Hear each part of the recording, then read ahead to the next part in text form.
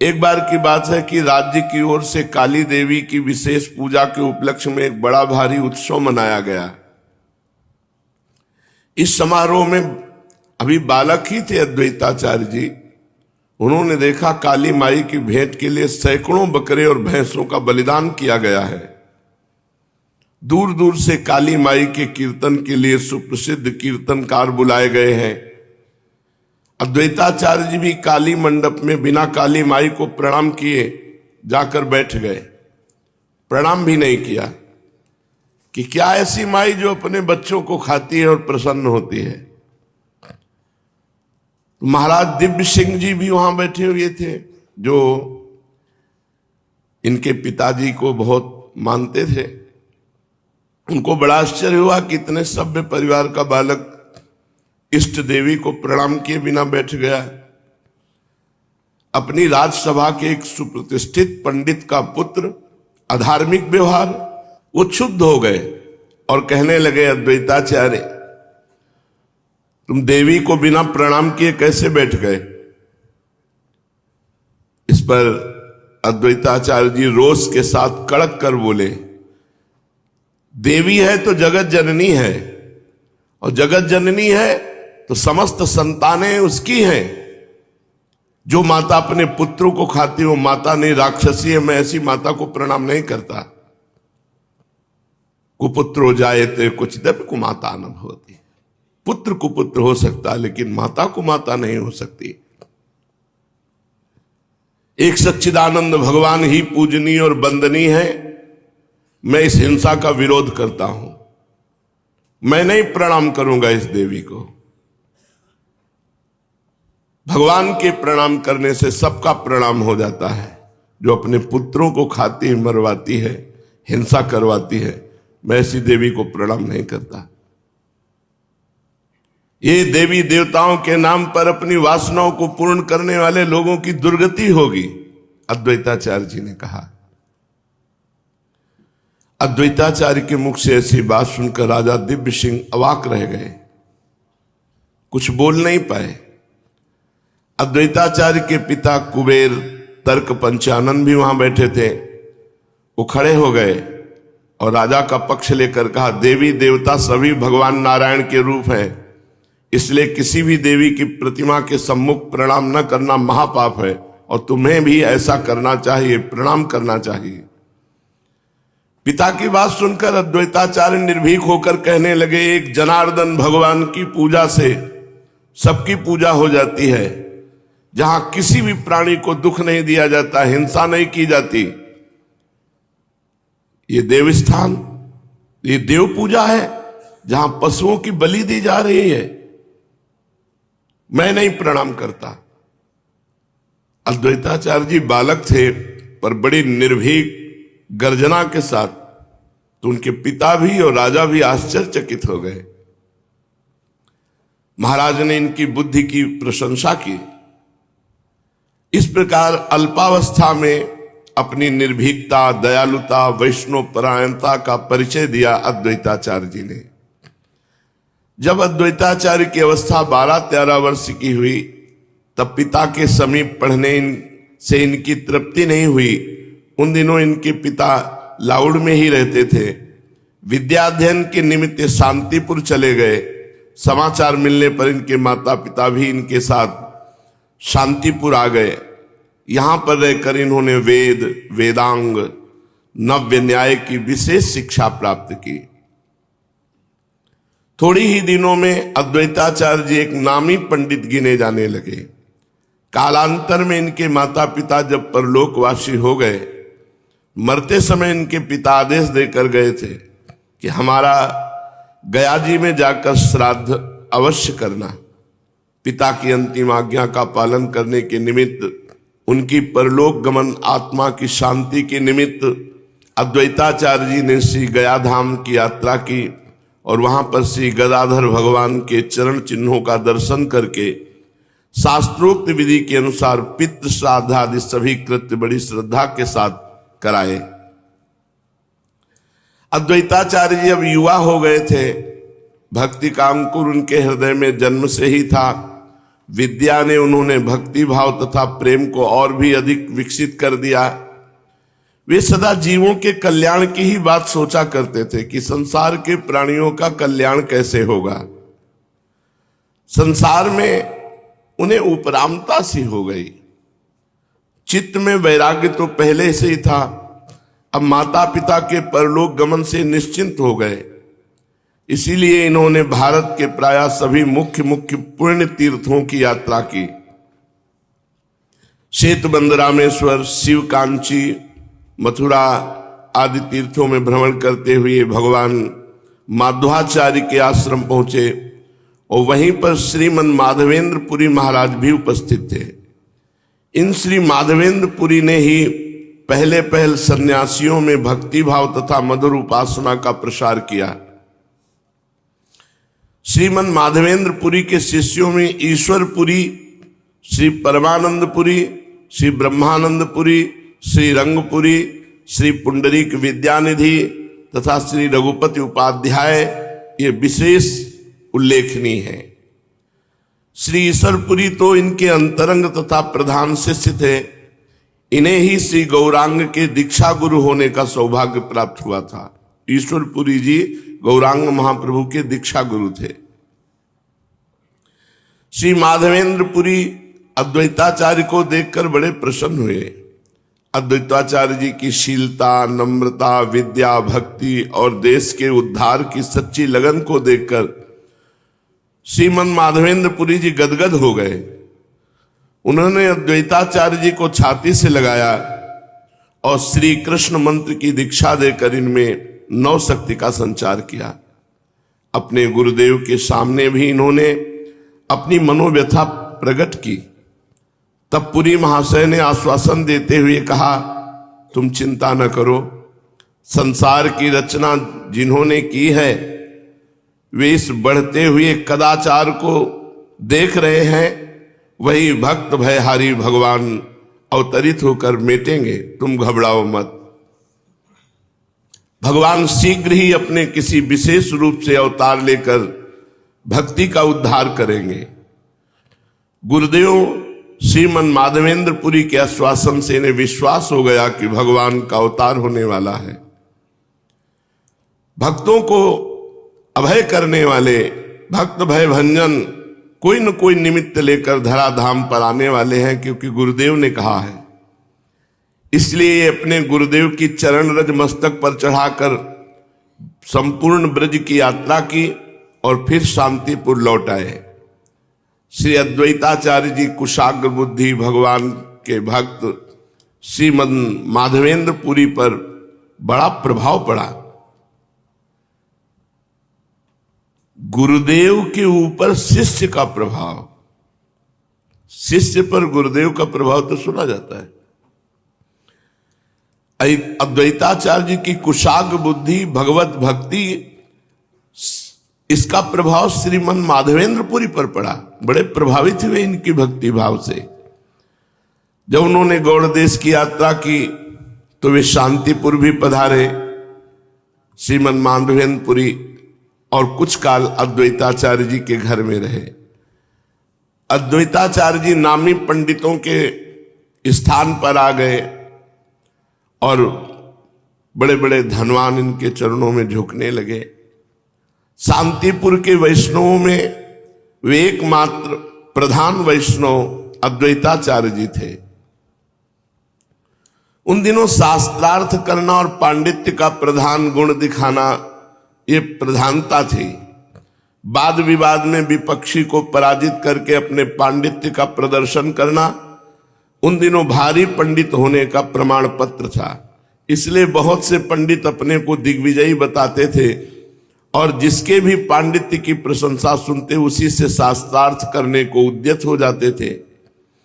अद्वैताचार्य की ख्यात सुनकर भी एक दिग्विजयी तर्क पंचानन महाशय इनसे शास्त्रार्थ करने आए, पर अद्वैताचार्य की तो भागवतिक बुद्धि थी, एक क्षण में परास्त हो गए और इनके शिष्य बन गए। इसलिए अद्वैताचार्य की और भी पहले से अधिक ख्याति हो गई। इनके पिता के आश्रयदाता महाराज दिव्य सिंह जी भी इनकी प्रशंसा सुनकर इनके दर्शनों के लिए आए और उन्होंने इनका भक्ति भावपूर्ण पांडित्य देखकर अपने सफेद बालों वाले सिर इनके चरणों पर रख दिए और गदगद कंठ से कहा, आपने अपने संपूर्ण कुल का उद्धार कर दिया, कृपा करके मुझे भी अपने चरणों की शरण दीजिए। बूढ़े राजा शाक्त होने पर भी इनके शिष्य बन गए और वैष्णव बन गए। वे बड़ी श्रद्धा रखते। अंत में उन्होंने राजकाज छोड़कर एकांत में अपना निवास स्थान बना लिया और कृष्ण कीर्तन करते करते शेष आयु का अंत किया। महाराज दिव्य सिंह अद्वैताचार्य जी की बाल लीलाओं का वो चिंतन करते थे। अद्वैताचार्य जी की बाल लीलाओं का गायन करते थे राजा दिव्य सिंह जी, और अद्वैताचार्य जी को गुरु बनाया। शाक्त होते हुए वैष्णव धर्म का पालन किया और अंत में भगवान को प्राप्त हुए।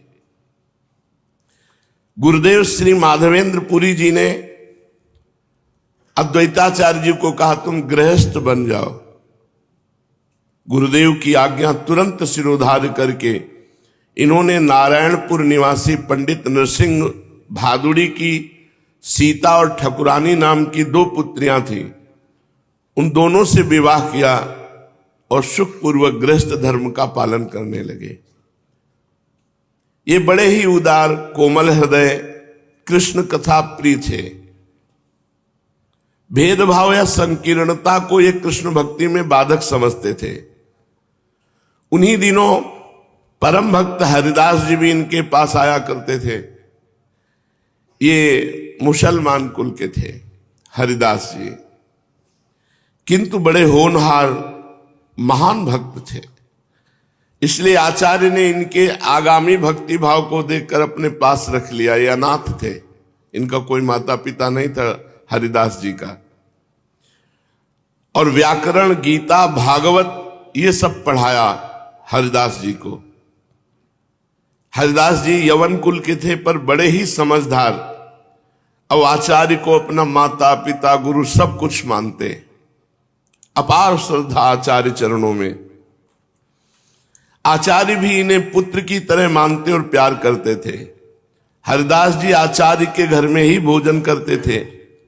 एक नामी पंडित होकर अद्वैताचार्य जी एक मुसलमान बालक को अपने घर में रखते हैं, इस बात से सभी पंडित तथा ब्राह्मण इनका विरोध करने लगे, किंतु इन्होंने उनकी कुछ भी परवाह न की। एक दिन किसी ब्राह्मण के यहां श्राद्ध के समय सबसे प्रथम आचार्य ने श्राद्धान्न हरिदास के ही हाथ में दिया। इसे कुपित होकर पंडितों ने बड़ा बुरा कहा। इन्होंने निर्भय होकर कह दिया कि हरिदास जी को भोजन कराने से करोड़ों ब्राह्मणों के भोजन कराने का फल मिलेगा। इनकी बात से सभी ब्राह्मण भौचक्के रह गए। इतने ज्ञान वृद्ध, वयोवृद्ध और ऐसी बातें। अच्छा, अद्वैताचार्य जी केवल कोरे पंडित ही नहीं थे, क्रियावान भक्त और विचारवान थे। शास्त्रों के पठन पाठन, सदा हरि कीर्तन, भगवत भक्ति, इसमें परायण रहते थे। उन दिनों अधिकांश पंडित पुस्तकों के कीड़े तथा शुष्क वाद विवाद करने वाले ही थे। शास्त्रों के अनुसार क्रियाएं करना तो वे जानते ही न थे। शास्त्रों में ऐसे पंडितों को मूढ़ कहा गया है। शास्त्रण्याधीत्यापि भवन्ति मूर्खा यस्तु क्रियावान पुरुषः स विद्वान सुचिंतितम चौषध मातुराणाम न नाम मात्रेण करोत्य रोगम। शास्त्र पढ़ने पर भी यदि उसके अनुसार आचरण न करे तो मनुष्य मूर्ख ही है। जैसे कैसे भी बढ़िया से बढ़िया औषध को मन से सोच लो, जब तक उसे घोट पीस कर व्यवहार में न लाओगे तब तक रोग नहीं जा सकता। इसी प्रकार शास्त्र कंठस्थ है, पर आचरण अगर शास्त्र के अनुसार नहीं तो सब बेकार। उन दिनों पंडित भी ऐसे ही अधिक थे कि शास्त्र कंठस्थ है पर आचरण नहीं। अद्वैताचार्य की उनसे नहीं पटती थी, इसलिए अद्वैताचार्य जी ने एक अपनी नई पाठशाला खोल ली। उसमें दिन भर तो शास्त्रों को पढ़ाते थे और रात्रि में हरिदास जी आदि अंतरंग भक्तों के साथ कृष्ण कीर्तन करते थे। इनकी पाठशाला में विशेषकर भक्ति शास्त्रों की ही चर्चा होती, इसलिए आस्तिक और भगवत परायण भक्ति से युक्त पंडित गण इनके प्रति बड़ी ही श्रद्धा रखते थे। कहते हैं एक बार पंडित जगन्नाथ मिश्र के घर जाकर इन्होंने उन्हें पुत्रवान होने का आशीर्वाद दिया था, तभी विश्व रूप का जन्म हुआ। और निमाई जब गर्भ में थे तब सची देवी ने एक बार इनके चरणों में भक्ति भाव से प्रणाम किया तो इन्होंने आशीर्वाद दिया, इस गर्भ से तुम्हारे अवतारी पुत्र उत्पन्न होगा। इस प्रकार सभी धार्मिक लोग बहुत सम्मान करते अद्वैताचार्य जी का। पंडित जगन्नाथ मिश्र से इनका बहुत अधिक स्नेह था। विश्व रूप को जगन्नाथ जी ने अद्वैताचार्य जी के हाथों में सौंप दिया था। अब विश्व रूप जी जो गौरांग महाप्रभु के बड़े भाई थे, बड़े मेधावी, गंभीर, होनहार, बड़े मनोयोग से अद्वैताचार्य जी उन्हें शास्त्रों के रहस्य को पढ़ाते। विश्वरूप एक बार जिस श्लोक को पढ़ लेते दोबारा उन्हें पूछने की आवश्यकता नहीं होती। बड़ी असाधारण बुद्धि। और आचार्य अद्वैताचार्य की पाठशाला में प्रायः ऐसे ही विद्यार्थी पढ़ते। भक्तित्व और सद्ज्ञान वर्धनकारी ये पाठशाला थी अद्वैताचार्य जी की। केवल जीविका चलाने के लिए नहीं, पाठशाला में भक्ति तत्व को बहुत गहराई से समझाते। और विश्वरूप जी की नवीन अवस्था, पवित्र बुद्धि तो एकदम डूब गए। उनके मन में सब प्रश्न आने लगा कि संसार जब सत्य नहीं तो इसमें जाएं क्यों? जब यहां कुछ सत्य नहीं तो क्यों इसमें हम फंसे? अब इनकी बड़ी विलक्षण स्थिति हो गई। इस असार संसार को सत्य मानकर जो रमण कर रहे हैं, बड़ा झूठा खेल है। भगवत पाद पद्मों से पृथक होकर प्राणी प्रारब्ध कर्मानुसार असंख्य योनियों में भ्रमण करता हुआ मनुष्य योनि में जब आता है तो एक यही योनि है जिससे वो अपने सत स्वरूप को पुनः प्राप्त कर सकता है। मनुष्य योनि ही कर्म योनि है, शेष सभी भोग योनियां हैं। मनुष्य ही कर्म के द्वारा निष्कर्म आवागमन से मुक्त हो सकता है। जीव अपनी वासनाओं के द्वारा ऐसे कर्म करता है कि बार बार जन्म, बार बार मरण। यदि कर्म वासना क्षय हो जाए तो परावर भगवान का साक्षात्कार हो जाए। भगवान के दर्शन होने से तीन बातें होती हैं। हृदय में जो अज्ञान की ग्रंथि पड़ी है, जिसके कारण हम संसार के भोगों को, संसार को सत्य समझ बैठे हैं, वो ग्रंथि खुल जाती है। दूसरी बात, अज्ञान संशय के द्वारा उत्पन्न होता है। भगवत साक्षात्कार होने पर संशय का विनाश हो जाता है। तीसरी बात, जन्म मृत्यु ये कर्म बंधन से होते हैं। भगवान का साक्षात्कार होते ही कर्म बंधन नष्ट हो जाता है तो संसार चक्र से मुक्त हो जाता है। तीन बातें होती हैं। हृदय की अज्ञान ग्रंथि खुल जाती है, समस्त संशय नष्ट हो जाते हैं और जन्म मरण से मुक्त हो जाता है भगवान के दर्शन पाकर। और यही तो जीव का परम पुरुषार्थ है। त्याग धर्म सृष्टि के आदि में सबसे प्रथम उत्पन्न हुआ। सभी प्राणियों का मुख्य और प्रधान उद्देश्य कल्याण के लिए त्याग है। ये संसारी पुरुषों का इस त्याग से कोई संबंध नहीं रहता। इन्होंने त्याग को ही त्याग दिया है। भगवान ने भी कहा त्यागात् शान्तिरनन्तरम्, त्याग से तत्काल शांति प्राप्त होती है। सृष्टि के आदि में त्याग क्यों? क्योंकि सृष्टि में सबसे पहले त्यागी पैदा हुए। सनक, सनंदन, सनातन, सनत कुमार, ये चारों महात्यागी दिगंबर रहते हैं। 5 वर्ष की अवस्था और हर समय आत्मलाभ से परिपूर्ण हरिशरणम हरिशरणम ऐसा उच्चारण करते रहते हैं। फिर भगवान के वामन, कपिल, दत्तात्रेय, ऋषभदेव आदि बहुत से अवतारों ने त्याग का ही उपदेश किया है। त्याग ही साधना है, इसीलिए मनुष्य को साधक कहा गया है। बहुत से लोग कहते हैं गृहस्थ धर्म यदि निष्काम भाव से किया जाए तो सर्वश्रेष्ठ है, किंतु ये रोचक और सुनने में मधुर शब्द है। निष्कामता रह ही नहीं सकती। गृहस्थ में इतनी कामनाएं हैं कि निष्कामता क्या है ये समझ ही पाना कठिन है। पूर्व जन्म के संचित वासनाओं के अनुसार सर्व त्याग करने में गृहस्थ समर्थ नहीं होते, तो उनके आश्वासन के निमित्त ये बात कही जाती है। त्याग से ही भगवत प्राप्ति होती है। वासनाओं को संयम में लाकर, समस्त वासनाओं का त्याग करके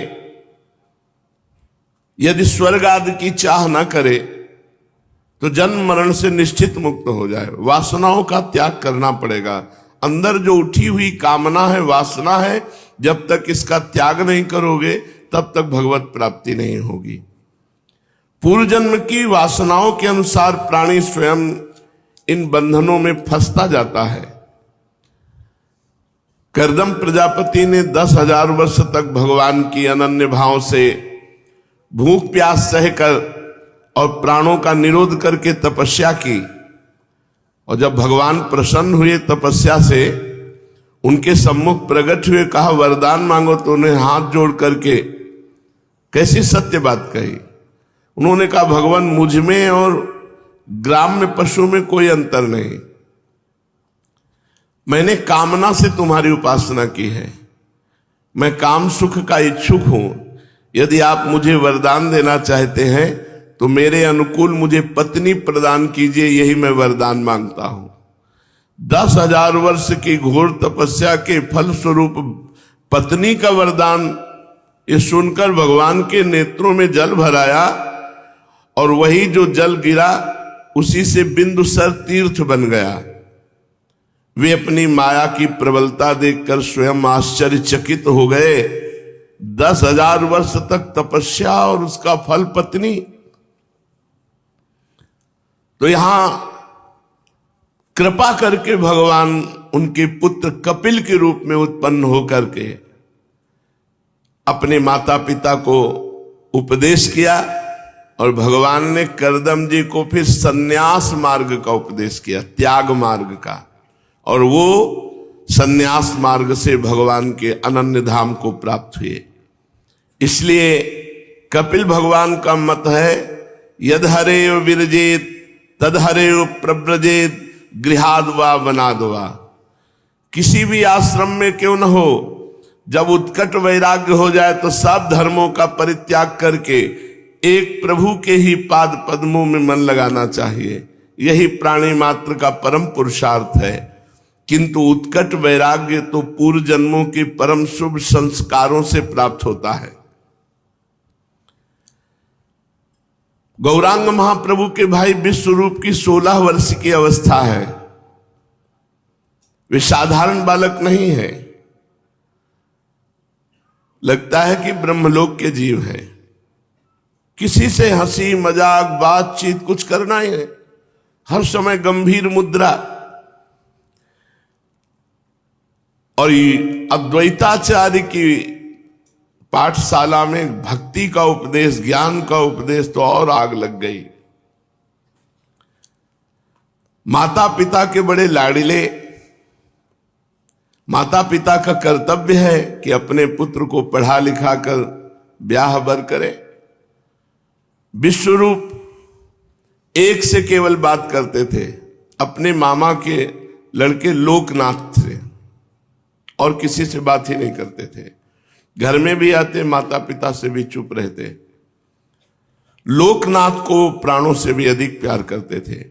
लोकनाथ इनसे 6 महीने छोटे थे, पर लोकनाथ जी विश्वरूप जी को गुरु की भांति आदर करते। दोनों एकांत में बैठे हुए शास्त्र की बातों का घंटों चर्चा करते।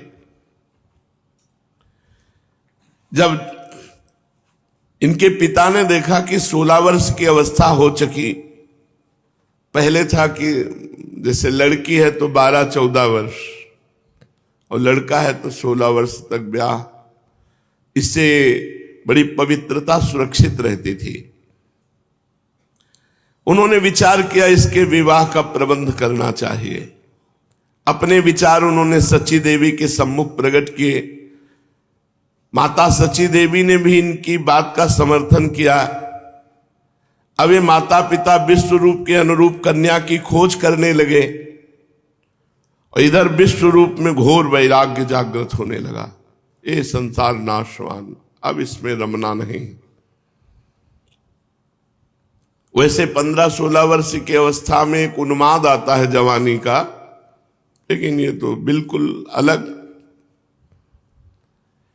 चित्त प्यारे के मिलन के लिए इनका तड़प रहा था। एक मीठी मीठी वेदना इनके हृदय में था कि मैं भगवान के लिए सर्वस्व न्यौछावर करके कष्ट पूर्वक भजन करूं।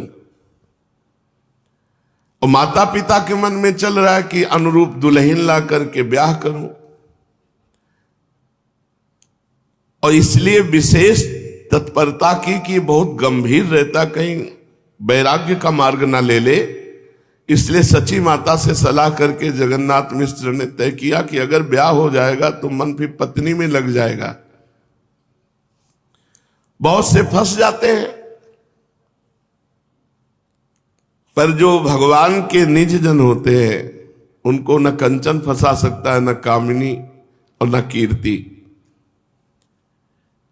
जब कान में ये बात पड़ी विश्वरूप जी के कि विवाह तय हो रहा है, विवाह की बात हो रही, तब वो एकदम जैसे सो के कोई जगह नहीं, मुझे भगवान की प्राप्ति करनी, मुझे विवाह नहीं करना।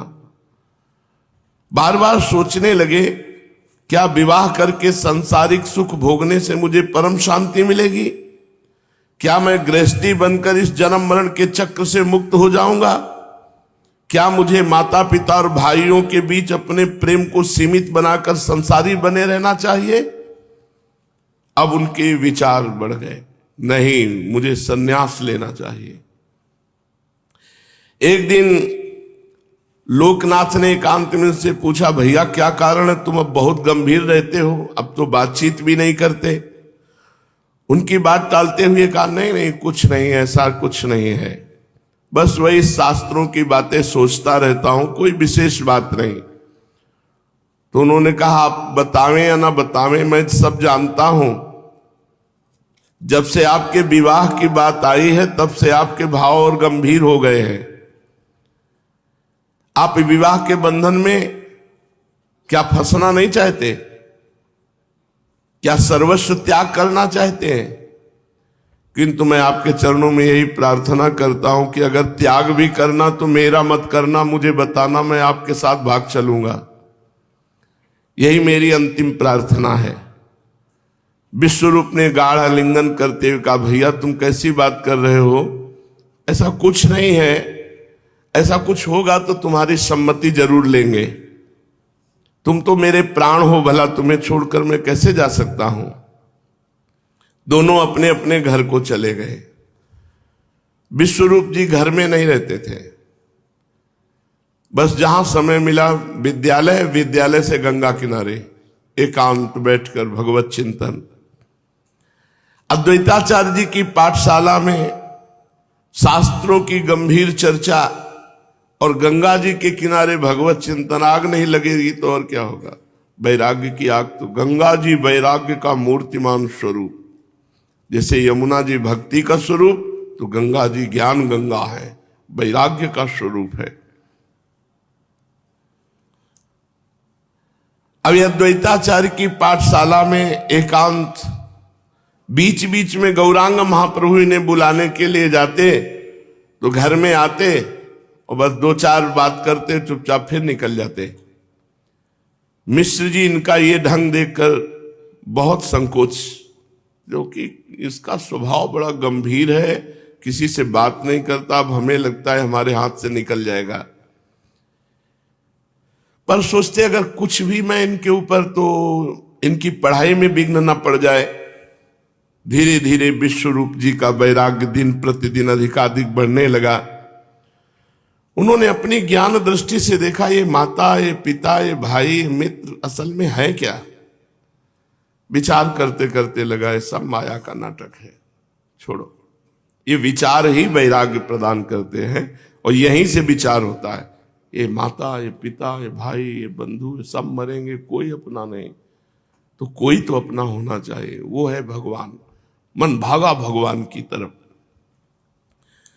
उन्होंने निश्चय कर लिया कि माता पिता भाई अपने प्रारब्ध के अनुसार जो जैसा होगा वैसा भोगेंगे, मुझे इनसे संबंध नहीं रखना। प्रतीत होने लगा उनको कि ये सब बंधे हुए जीव है, मुझे संग नहीं करना, भागो। ये माता पिता का बंधन है। अनेक भांति समझाने की कोशिश की कि मैं धैर्यपूर्वक रहूं, पर धैर्य कहां, आग लग गई।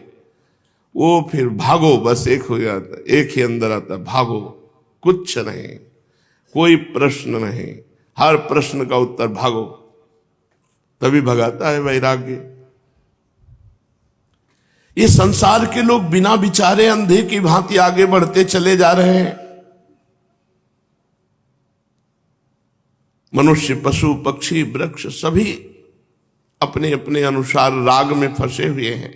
कोई विवेक नहीं कर रहा, कोई समझ नहीं रहा कि नाशवान संसार है, इसमें फंसकर समय व्यर्थ नष्ट कर रहे हैं। एकदम मोह नष्ट हो गया। माता पिता भाई सबका मोह नष्ट हो गया। ज्ञान ने सबके मोह का नाश कर दिया। अब वे समझ गए, मन ही मन कहने लगे संसारी लोग दया के पात्र हैं। न जाने क्या क्या विचार करते हैं, बड़े बड़े विधान बनाते हैं और माया में फंसकर अपने जीवन को नष्ट कर देते हैं। लोग कहते हैं अजी अभी संसार का सुख भोग लो, आगे चलकर भगवत भजन करेंगे। अरे अज्ञानी, ये पता नहीं कि आगे तुम चल भी पाओगे कि नहीं। क्षण भंगुर नाशवान शरीर है। अभी भजन करो, दूसरे क्षण के लिए नहीं। काल करे सो आज कर, आज करे सो अब। पल में परलय होएगी, बहुरी करोगे कब। यावत स्वस्थमिदम कलेवर गृहम, यावत च दूरे जरा, यावत चेन्द्रिय शक्तिर प्रतिहता, यावत क्षयो नायुषः, आत्मश्रेयसी तावदेव विदुषा, कार्य प्रयत्नो महान, प्रोद्दीप्ते भवने चकूप खननम प्रत्युद्यमा की दृशा। अरे ओ भाई, जब तक तुम्हारा शरीर स्वस्थ है, जवान है, तब तक भजन कर लो।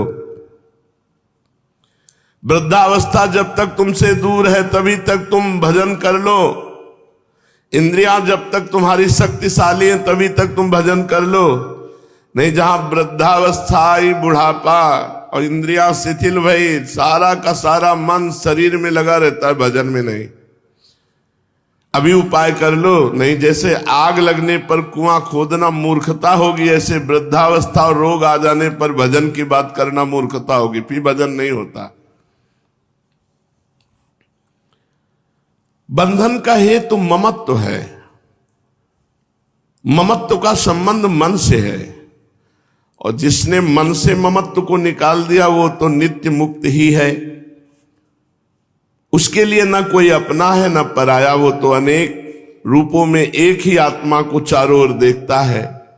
फिर वो संकुचित सीमा में अपने को आबद्ध नहीं रख सकता।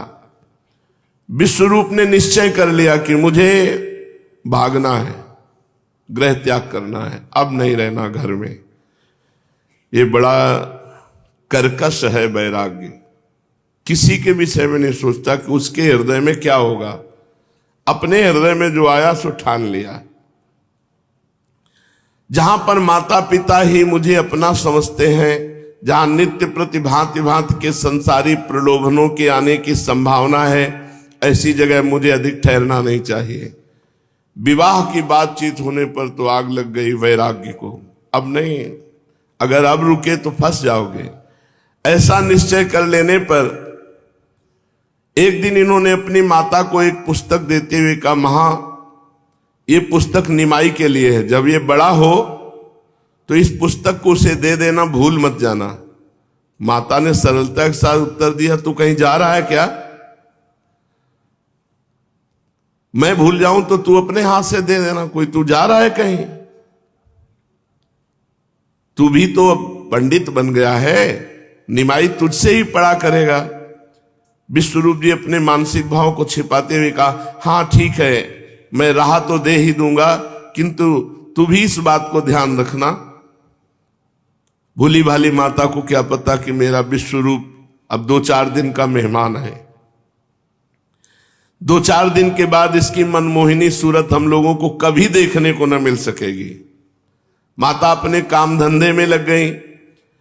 जाड़े का समय है, खूब कड़ाके का जाड़ा पड़ रहा है, सभी प्राणी जाड़े के मारे गुड़ी मुड़ी रात्रि में सो रहे हैं। चारों ओर शांति ही शांति, कहीं भी कोलाहल नहीं सुनाई पड़ रहा, सर्वत्र स्तब्धता छाई है।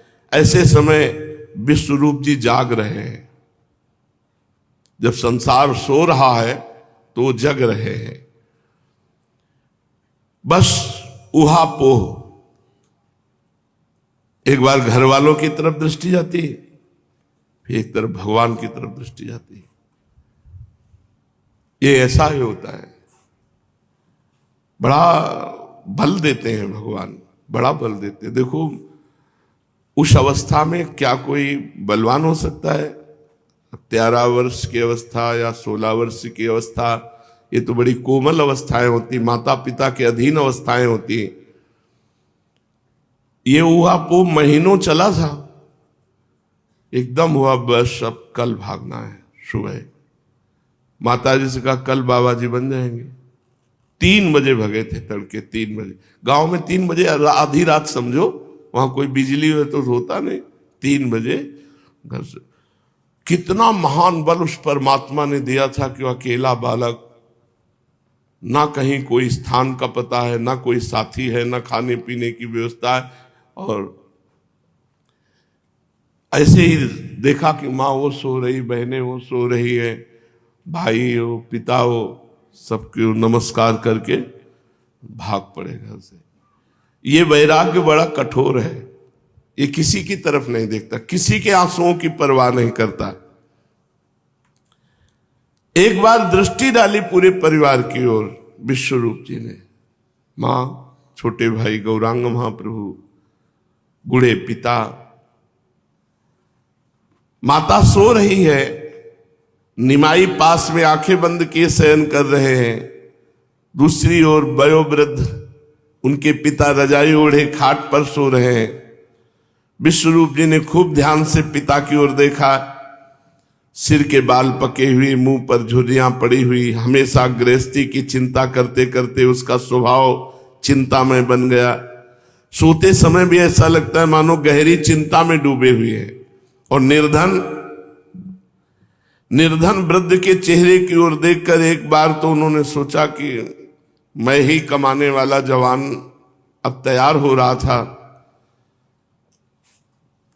क्या मुझे रुकना चाहिए इनके लिए?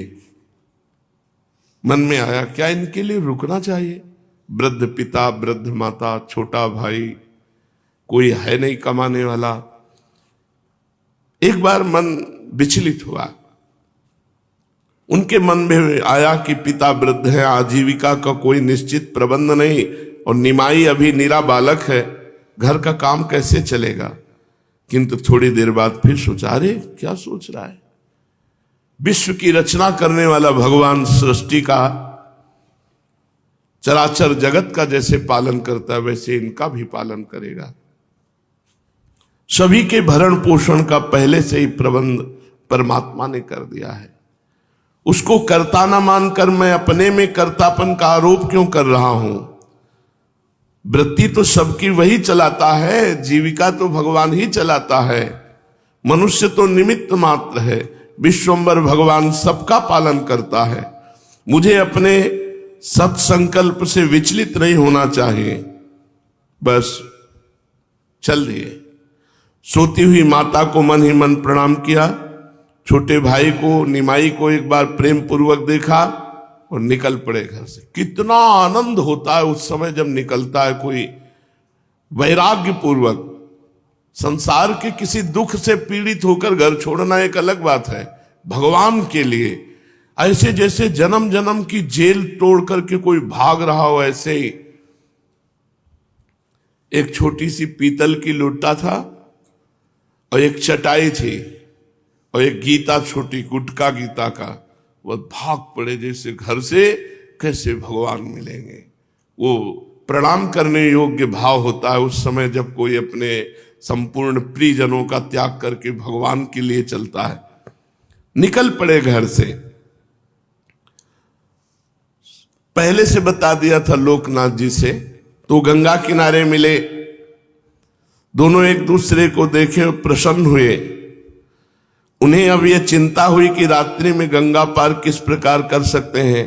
बहुत ठंडी का समय था, प्रातः काल होने वाला था, तो कहीं शीघ्र प्रातः काल में कोई गंगा स्नान करने ना आ जाए और हमें कहीं पहचान न ले, इसलिए गंगा पार जाना ही चाहिए इसी समय। और नाव मिलना असंभव था।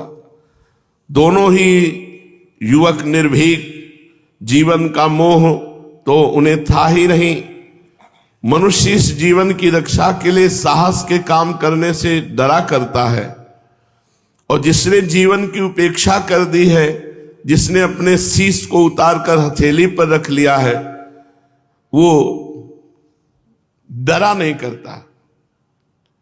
15 किलोमीटर सुबह पैदल भागते हुए, 15 किलोमीटर के बाद एक नंदेश्वर महादेव है, जो वहां जंगल में भगवान शंकर का मंदिर देखा, तब वहां सांस पे सांस आई कि काफी दूर आ गए, जल्दी पकड़े नहीं जाएंगे। बड़ा एक अजीब आनंद वैराग्य का होता है।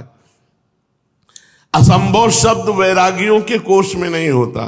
जो शरीर संसार से वैराग्य लिए असंभव नहीं, बिना शंका के कूद पड़े गंगा जी में विश्वरूप जी और लोकनाथ जी। मानो इस संसार की दावाग्नि से निकलकर जगत जननी मां गंगा की सुशीतल गोद में शांति के लिए सदा प्रवेश कर गए। तैरना जानते ही हैं, जिस पास में नदी होती तो तैरना बच्चे सीख जाते हैं। ये तो गंगा जी थी, युवक थे, तैरने में प्रवीण थे, सामान कुछ पास था नहीं, इसलिए तैर करके निर्विघ्न गंगा पार हो गए। ठंडी के समय गंगा जी तो वैसे ही शीतल, शरीर के सभी वस्त्र भीग गए, लेकिन कौन ध्यान देता है। न ठंडी, न गर्मी, न भूख, न प्यास, बलिहारी है उस वैराग्य की। निर्विघ्न गंगा पार हो गए। ये गर्मी सर्दी तभी तक व्याप्ति है जब तक शरीर में ममत्व होता है, और जब भगवान में ममत्व होता है तो शरीर की परवाह नहीं रहती। विश्वरूप निर्द्वंद हो चुके थे, गीले ही वस्त्र पहने आगे बढ़े। इसके पश्चात विश्वरूप जी का क्या हुआ, कोई वृत्तांत नहीं, बस यहीं तक का वृत्तांत है। क्या हुआ इसका कोई वृत्तांत नहीं। इसके बाद बिल्कुल अलग, गुप्त, और अपने जीवन को भगवान में अर्पित करके पूर्ण कर दिया। इतना जरूर पता चला था कि ये अरण्य नामक सन्यासी से सन्यास ग्रहण किया, और सन्यास का नाम हुआ शंकरारण्य। लोकनाथ जी के द्वारा पता चला था, और लोकनाथ ने इनसे सन्यास लिया, विश्वरूप जी से। बड़ा निष्ठा का भाव था, इसीलिए पता चल पाया कि वो सन्यास ले लिए थे।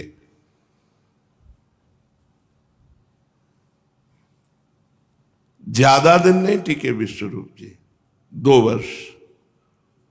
भागने के 2 वर्ष बाद ही महाराष्ट्र में पंढरपुर में शरीर त्याग किया। लोकनाथ जी के द्वारा पता चला ऐसा। क्या मंगलमय जीवन। 2 वर्ष में परम पद की प्राप्ति कर ली। श्री विठलनाथ जी के पंढरपुर में इन्होंने अपने पांच भौतिक शरीर का अंत किया, शरीर से, और देह त्याग के पूर्व इन्होंने अपना स्वकीय तेज श्री मन माधवेंद्रपुरी के आश्रम में उनके परम प्रिय शिष्य ईश्वरपुरी को प्रदान कर दिया था। उन्हीं से वो तेज नित्यानंद के पास आया। इसीलिए नित्यानंद को बलराम का अवतार मानते हैं। प्रातः काल हुआ, मिश्र जी ने देखा विश्वरूप सैया पर नहीं है। इतने सवेरे कहां उठकर गया होगा, एकदम शंका व्याप्त हो गई। पहले तो जाके सैया के समीप ढूंढा, फिर सोचा शायद गंगा स्नान करने चला गया हो, लेकिन देखा जलपात्र धोती ज्यों की त्यों रखी है। थोड़ी देर तक चुप रहे, फिर नहीं रहा गया। सची देवी को जगाया, सची देवी तो घबरा गई। फिर निमाई भी उठ बैठे। सची देवी ने उनके जो पिता नीलांबर चक्रवर्ती बेल पोखरा में थे वहां पूछवाया, देखो वहां तो नहीं गया अपने नाना के यहां, लोकनाथ के पास चला गया होगा। मिश्री जी जल्दी चक्रवर्ती महाशय के घर आए, वहां पूछा तो बोले लोकनाथ ही नहीं है, क्योंकि दोनों साथ भाग गए थे। सभी समझ गए, दोनों परिवार शोक समुद्र में डूब गए। सची देवी दौड़ी दौड़ी अद्वैताचार्य जी के यहां गई, वहां भी विश्वरूप का पता नहीं। क्षण भर में बात फैल गई कि विश्वरूप कहीं भाग गए हैं घर छोड़कर। चारों ओर मिश्र जी के स्नेही उनके घर आने लगे, लोगों की भीड़ लग गई। अद्वैताचार्य भी अपने शिष्यों के साथ वहां आए। सभी भांति भांति की कल्पनाएं करने लगे। कुछ भक्तों ने कहा अब घोर कलयुग आ गया है, साधु ब्राह्मणों का मान नहीं, वैष्णवों का सर्वत्र अपमान होता है, धर्म का लोप हो गया है, ये संसार भले आदमियों के रहने योग्य नहीं रह गया है, हमें भी विश्वरूप के समान संसार को छोड़ देना चाहिए। बातें करना खिलवाड़, छोड़ना बहुत कठिन होता है।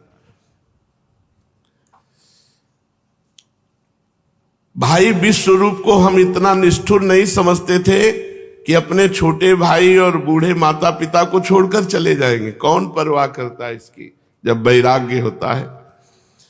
मिश्र जी की आंखों से आंसुओं की धारा बहने लगी कि हम तो ब्याह की सोच रहे थे, हमारा इतना सुशील सज्जन बेटा भाग गया। वे मुख से कुछ नहीं कहते, बस रोते ही जाते, भूमि की तरफ देखते जाते। ऐसा लग रहा था कि मानो पृथ्वी से पूछ रहे हो कि बताओ मेरा विश्वरूप कहां है। निर्धन ब्राह्मण, धसे हुए कपोल, सिकुड़ी हुई खाल, आंसुओं की बूंदें टपक रही हैं। कहां है मेरा विश्वरूप?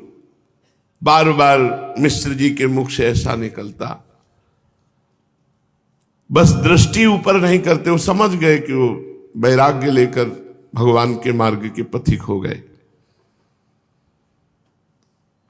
सची माता को तो पूछो मत, ऐसा करुण क्रंदन वो रो रो के कर रही थी कि कोई भी सुने तो पत्थर हृदय भी पसीज जाए।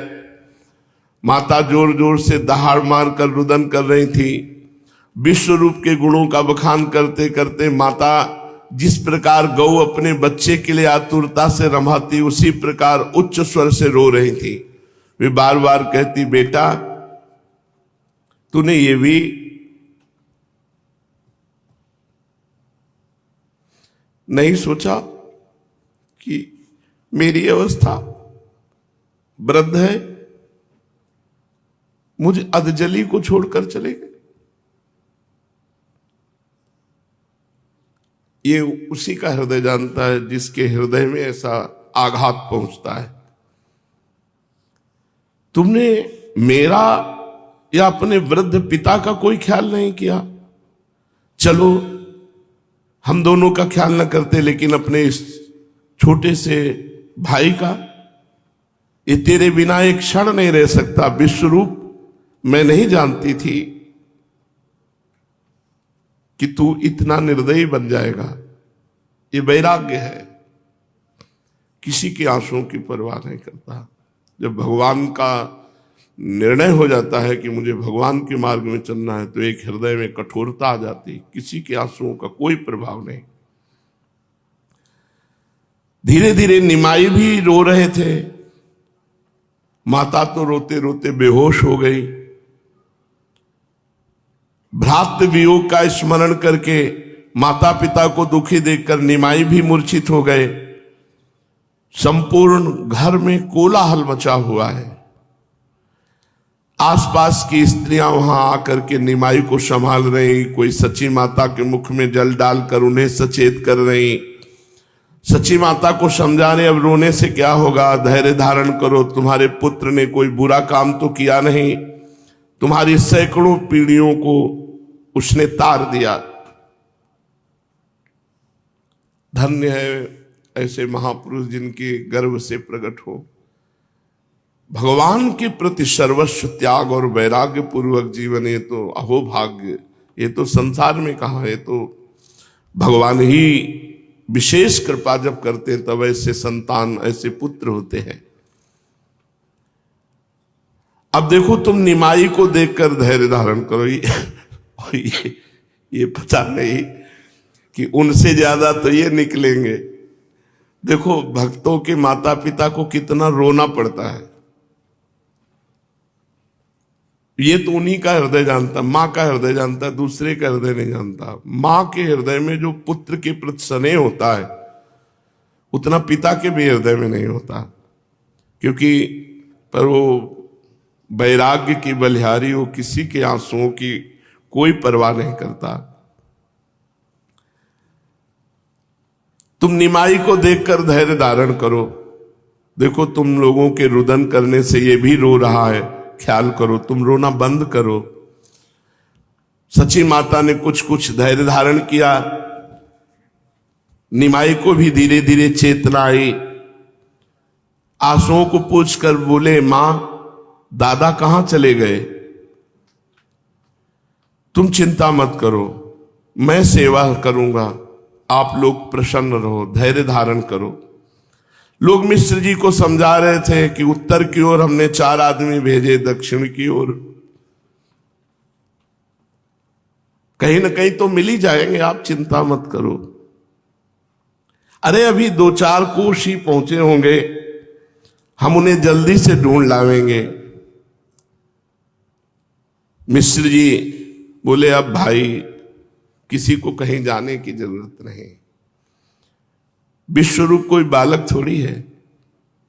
जब उसने ऐसा पक्का विचार कर लिया तो भगवान उसकी मनोकामना पूर्ण करे, वो अपने मार्ग में चले। ऐसा ही इस शरीर के पिताजी ने कृपा की। खोजते हुए सबसे पहले बड़े भ्राता आए, जहां मंदिर में थे। उनको जो देखा तो कठोरता एकदम भरी हुई थी। उनका चलो घर चलो, यहां क्या कर रहे हो? आप जाइए। अरे उनका देखो व्यर्थ की वार्ता नहीं, ये मोह का जाल मत बिछा, चलो। बोले वहां जो संत थे उनसे कहा जाने मत देना, अभी हम पिताजी को भेजते हैं। पिताजी बहुत कट्टर स्वभाव के से थे।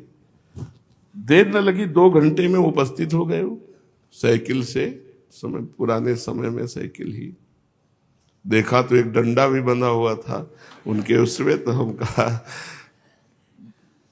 कि पिटाई होगी, ये तो पक्का 100% था कि पिटाई होगी, क्योंकि पिताजी का नाम शंभू पाणे, तो शंभू माने भगवान शंकर का स्वरूप थे। ऐसे चरणों में कोटिशाह प्रणाम है। ऐसा तपस्वी जीवन, ऐसा त्यागमय जीवन गृहस्थी में तो मुश्किल ही किसी का मिलेगा। बिना जूता चप्पल पहने हल जोतना और बिना सिले कपड़े पहनने घर गृहस्थी में रहना, कभी 1 रुपया पास नहीं रखा। बड़ा त्याग वैराग्य में जीवन। उन्हीं का ऐसा फल है कि सब पूरा परिवार बाबा जी बना, भगवान का भजन कर रहा है। आए, खड़े हो। मन में सोचा तो मार चाहे डाले, खड़े नहीं होंगे, क्यों खड़े होंगे तो ले जाएंगे। जब कई बार उन्होंने कहा तो आंख खुली एकदम, खड़े हो। पहली बार भगवान की कृपा से उनके आंखों में प्यार देखा। नहीं प्यार नहीं हो तो रुद्र रूप थे। हमसे 1 बीता लंबे होंगे और इतनी ही लाठी साथ में रखते, पहलवान स्वरूप एकदम, परम धार्मिक, धर्म का स्वरूप थे वो। कभी कभी एकांत में जब उनकी धार्मिकता का चिंतन होता है तो लगता है ऐसे तो सदियों में कोई गृहस्थ होते होंगे। कभी बेईमानी का शब्द नहीं, एक अन्न का दाना दूसरे का घर में नहीं आ सकता। कोई घर का बच्चा किसी भी तरह धर्म भ्रष्ट वार्ता भी नहीं कर सकता। और भोजन तो ऐसा कि संत महात्मा आते कहते ऐसा सात्विक भोजन तो हमने पाया ही नहीं। कभी मसाला शब्द बाजार का नहीं था।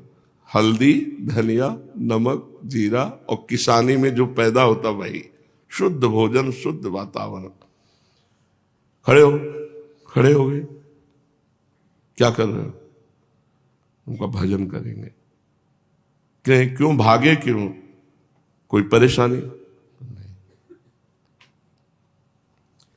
तो उस समय तो हम रोने लगे, तो उनका रोते क्यों हो?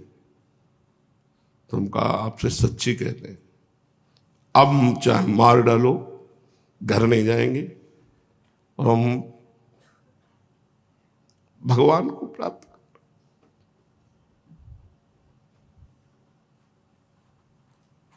वो जो प्रथम वैराग्य होता है वो भगवान के द्वारा दिया होता है। बस उन्होंने हृदय से ऐसे लगाया और कहा जाओ।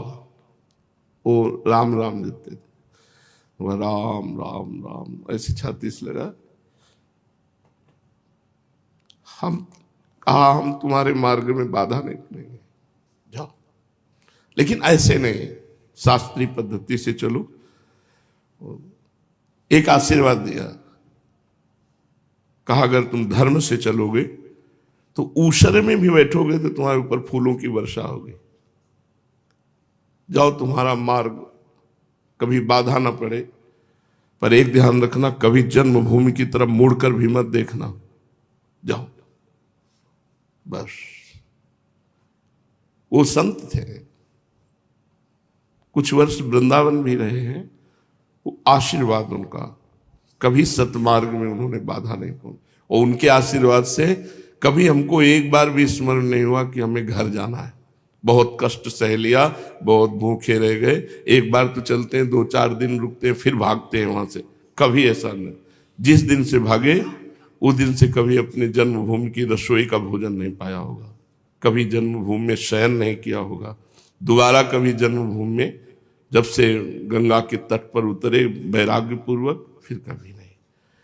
तो ये माता पिता का जो अंदर का हृदय होता है वो भले मोह युक्त हो जाए, लेकिन जब उनको वास्तविक पता होता है कि भगवान का मार्ग कैसा, तो वो आशीर्वाद ही देते हैं, जाओ भगवान के मार्ग में आगे बढ़ो, अगर वो धर्म का ज्ञान रखते हैं। तो यहां भी मिश्र जी ने यही कहा कि भगवान उसके मार्ग को निष्कंटक रखे। वो कोई बालक नहीं है, जब विवेक पूर्वक चला है। बस समस्या ये होती कि अपने लोग चलते वैराग्य से हैं और फंस जाते राग में हैं। कोई महापुरुष बिरला होता है जो वैराग्य से चला और वैसे ही राग उसका नष्ट होते हुए वो परमात्मा को प्राप्त हो जाए। पिता के ऐसे साहसपूर्ण वचनों को सुनकर सभी को बड़ा आनंद हुआ। सभी इसी संबंध की बातें करते हुए घर लौट आए।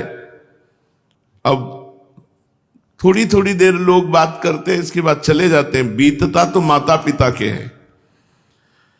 अब अपने हृदय के सर्वगुण संपन्न पुत्र का वियोग, गहरा घाव इतना पड़ा पिता के हृदय में कि वो जीवित नहीं रहे। मिश्र जी विश्व रूप का वैराग्य लेना कहा तो कि जैसा भगवान, लेकिन वो सह नहीं पाए और वो संसार से विदा हो गए। अब सची माता को तो 2-2 घाव, जवान पुत्र पता नहीं कहां गया, और जो पति थे वो भी अंतर्ध्यान हो। कितना महापुरुषों के घर वालों को कष्ट सहना पड़ता है, कैसी परिस्थिति होती। गरीबी करने लायक थे जवान, तो वैरागी जो कुछ सपोर्ट देने वाले थे वो पिता उनके, वो भी अंतर्ध्यान, तो सची माता अकेली और निमाई। कैसी कैसी परिस्थितियां होती हैं। आद्य गुरु भगवान शंकराचार्य की केवल माता जी, उनसे वैराग्य लेकर के, मतलब भगवान का मार्ग कोई साधारण हृदय वालों के लिए नहीं है। असाधारण हृदय होता है तब त्याग का मार्ग होता है। भारी घाव सची माता के हृदय में।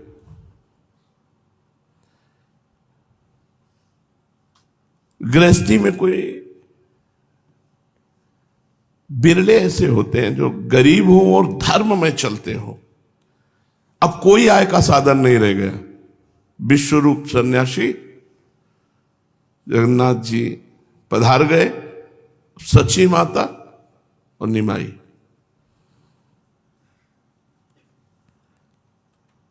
प्रियान्न संभवेत दुखो म प्रियादधिकम भवेत ताभ्याम ही ते वियुज्यन्ते नमस्ते शाम महात्मनाम।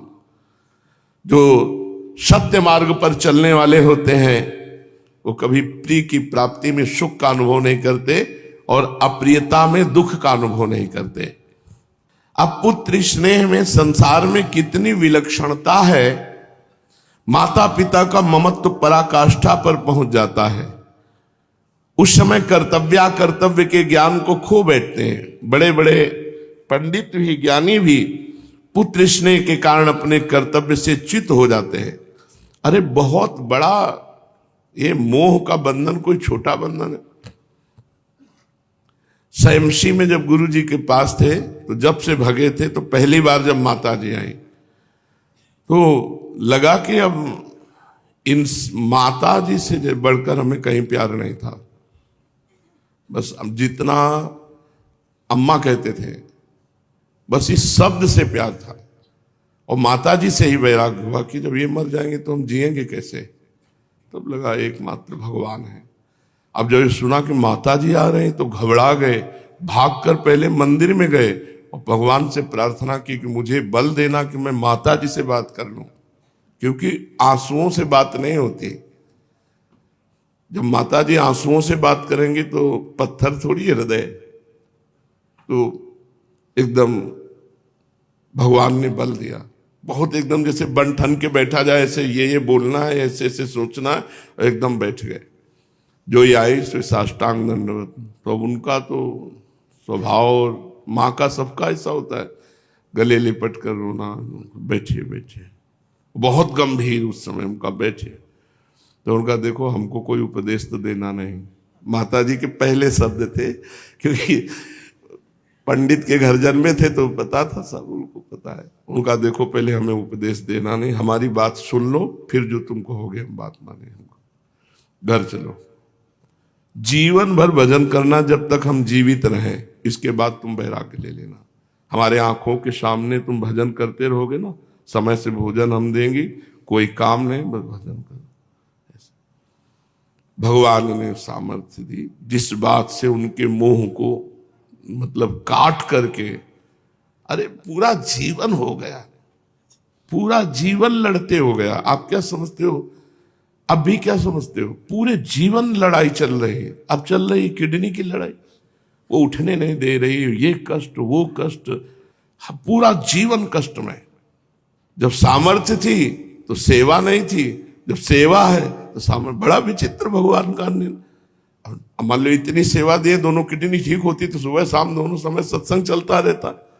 भगवान का जो भक्त होता है या भगवान का जो जन होता है उसे अग्नि परीक्षा दे के ही चलना होता है। ऐसा नहीं होता जो बैलेंस बना के चलो तब तो ठीक है, और जो हे कृष्ण मैं तुम्हें प्राप्त करना चाहता हूं तो फिर आरे पे चलाते हैं, चलो इस पे। बहुत कठिन भगवान के द्वारा निर्वाह हो सकता है। अच्छा, पुत्र चाहे मूर्ख हो चाहे विद्वान हो बहुत ही प्यारा होता है। जगन्नाथ मिश्र जी स्वयं अच्छे विद्वान कुलीन ब्राह्मण विद्या के महत्व को जानते थे।